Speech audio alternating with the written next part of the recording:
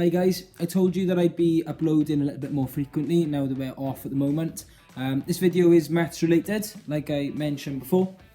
Worth noting again, absolutely nothing to do with St Thomas, just something that I'm doing to fill my time up and your time as well. Couple of maths activities for you. If you've ever been taught by me, you've probably seen these activities before.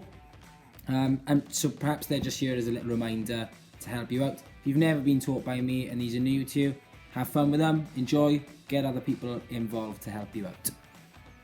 It's going to be a really short and snappy video, so you don't need to listen to my voice for too long. So this game is called Splat, and now you can see that all of these numbers that we've got on this whiteboard are in the 4 times table. So this is a 4 times table game of Splat. You could put this onto just a standard piece of paper, so just a piece of paper, write down all the numbers on it, and put it on the table somewhere. Once you put it down, you can then play the game against somebody. So, if I was to shout 2 times 4, you'd go splat, because we know it's 8. If I was to say 4 times 4, you'd go splat, because you know that it's 16. You can play this game against somebody, make it a bit of a friendly competition. If you've got all of the family with you, you can put it on bigger paper. You could do the numbers in big marker pens. You can do it on a little piece of paper. It's completely up to you.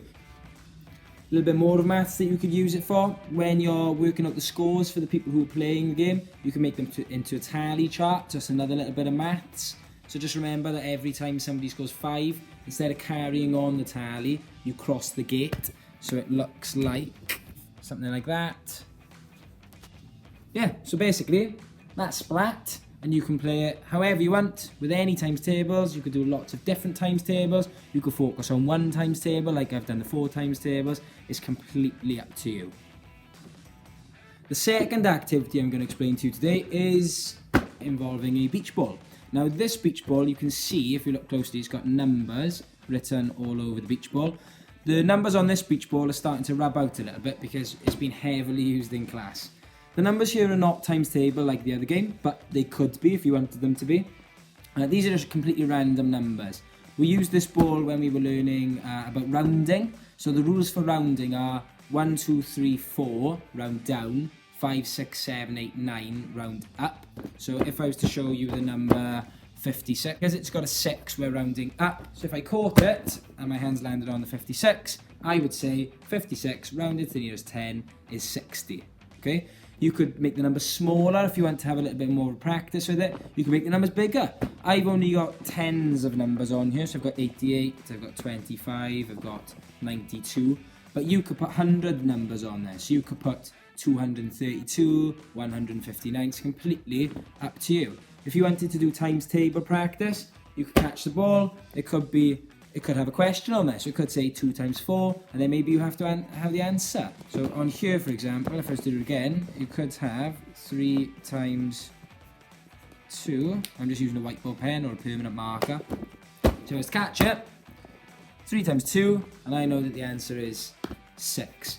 I know it's not really an item that you might have hanging around the house, but you could use anything really. You could use the beach ball. You could use just a standard ball that you don't use anymore. Perhaps you've got like an inflatable football somewhere, perhaps a space hopper. It could literally be anything.